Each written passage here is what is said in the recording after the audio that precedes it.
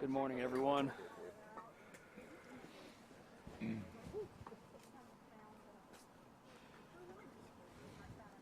wrap it back here. All right.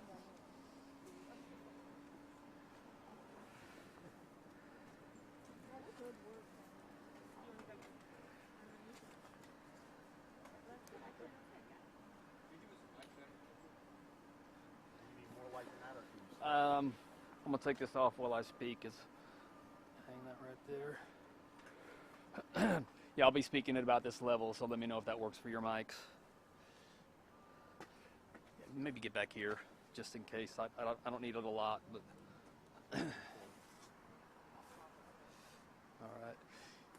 all right. Let me know when y'all are ready. Everybody good? All right. Good morning. We're here to give you a briefing on an officer-involved shooting that occurred shortly after midnight here in the 2500 block of Wickersham. This briefing is based on preliminary information we've been able to put together at this point in the investigation. As you can see behind me, many members of the Austin Police Department Command and Executive Team, City Management, the Travis County District Attorney's Office is also on scene, along with other investigating groups. So again, this incident occurred shortly after 12:30 this morning in a disturbance that initially involved an off-duty Austin police officer. This officer was returning to this neighborhood and in his personal vehicle, and when he turned southbound onto the 2500 block of Wickersham, noticed there was a car behind him, and this car then abruptly cut him off. As the vehicle pulled alongside him, the officer reported that he saw the driver point a firearm at him. The officer fired at the suspect at this point. Multiple rounds were fired by the officer. The suspect vehicle then traveled further southbound on Wickersham.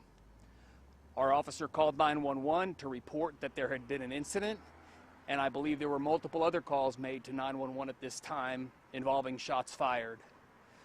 Our off-duty officer continued to follow this car a short distance down Wickersham, where ultimately it came to a stop along the west curb line.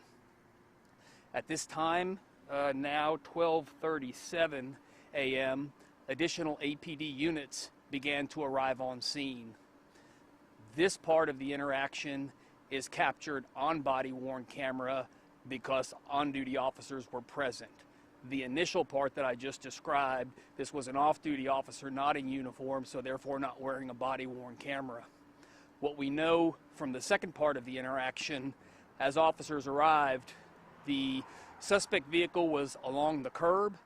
The officer was in his personal vehicle behind the suspect vehicle, giving commands to the driver of that vehicle.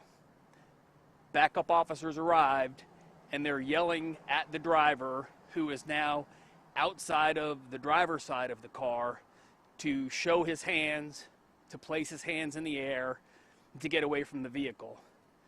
What can be also seen on that body-worn camera is there is a female that is laying on the curb on the passenger side of the vehicle.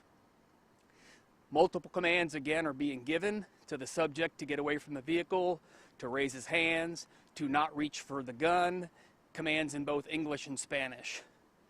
The suspect then walks around the rear of the vehicle towards the passenger side, and again, given commands to stop and to show his hands, ultimately ends up opening the back door, what appears to be the back passenger door of the vehicle, and as he reaches into the vehicle, the on-duty Austin police officer fired shots at him, striking him at that moment, and then he goes down.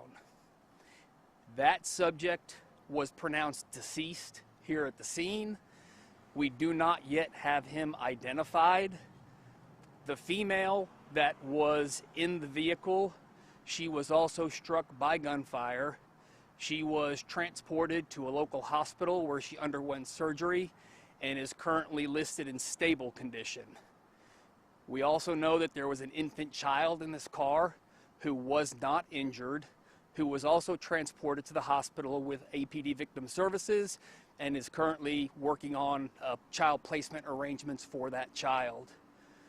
We did locate a firearm with this vehicle, and again, as our initial officer stated, the driver pointed a firearm at him, and there is a firearm that was located here on scene. The female, again, is a 33-year-old Hispanic female, currently in stable condition. We do not have an identity on the deceased male that was involved in this incident. As I mentioned, the first part of this incident involved an off-duty officer, so there was no body-worn camera. So we're asking anyone that was in this neighborhood that saw any part of this interaction to please call us and identify yourself so we can interview you. If you have video of this interaction, that will be very important to our ongoing investigation, of which there are a few right now. As is typical in an officer-involved shooting, we have a criminal investigation that's being conducted to determine if the actions were compliant with state law. And that investigation is conducted by the Austin Police Department Special Investigations Unit, along with oversight and participation from the Travis County District Attorney's Office. We also have an administrative investigation to determine whether or not the actions were compliant with APD policy, and that investigation is being conducted by the Austin Police Department Internal Affairs Division with oversight from the Office of Police Oversight. As is typical, the two officers that were involved in this incident will be placed on an administrative duty pending this investigation. One officer has been with the Austin Police Department for 2 years, and the other officer has been with us for 5 years.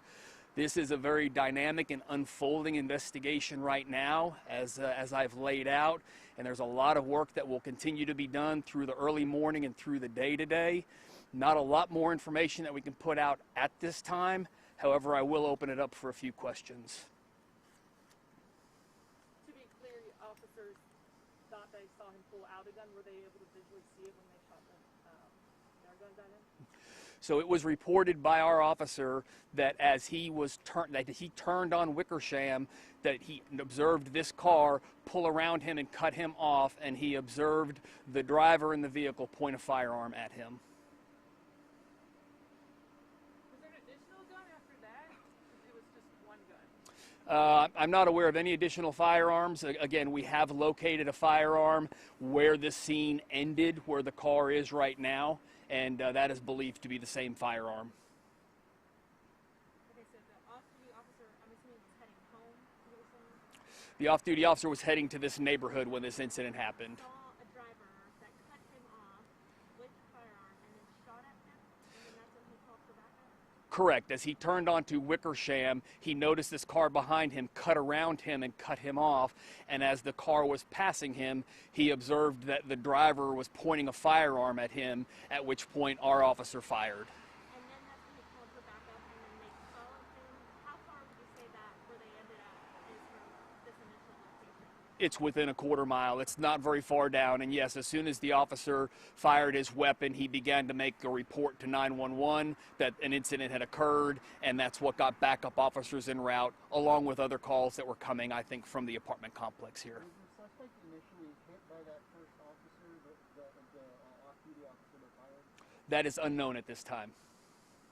Is it clear at all why the individual was following the officer at this point? Or if he knew who was talking? No, that's part of the ongoing investigation, is what, if anything, led up to this interaction here that took place in the 2500 block. And again, that's why we're asking the community, anyone that might have been out here, anyone that might have seen any interaction either on the road or here along Wickersham, or if you were outside at the apartment complex and witnessed any of this, please come forward. So not to make any assumptions, obviously, because everything's still under investigation, but just from what the story that you're telling us, it kind of sounds like road rage. Well, I'm not going to speculate what led up to any of this. I can only put out the facts that we know right now, and that is, as our officer turned onto Wickersham, he said this car cut around him, pulled up alongside him, and again pointed a firearm at him. Is there anything else you could say about who or what was in the suspect's car? There was a woman there, a firearm was found in the car. Is there anything else you can describe about the vehicle or the suspect? No, I've not. None of us have been up to the vehicle. They're processing that. Crime scene is right now. We just know there were 3 occupants in the vehicle, both the man and the woman that were struck, and the infant child that was not. One last question. Do you know the relationship between the man and the woman? I do not. Thank y'all.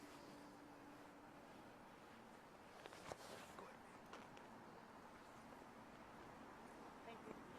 Thank y'all. How long can we expect it to be closed? It's going to be closed for a while. They've got a lot that's going to have to take place. So I can't give you an exact timeline. It'll be closed for a little while. Can we expect another update later on today, or? If, as we always do, if there's information that we can put out, then we will. Perfect. Thank you. Thank y'all. Guys.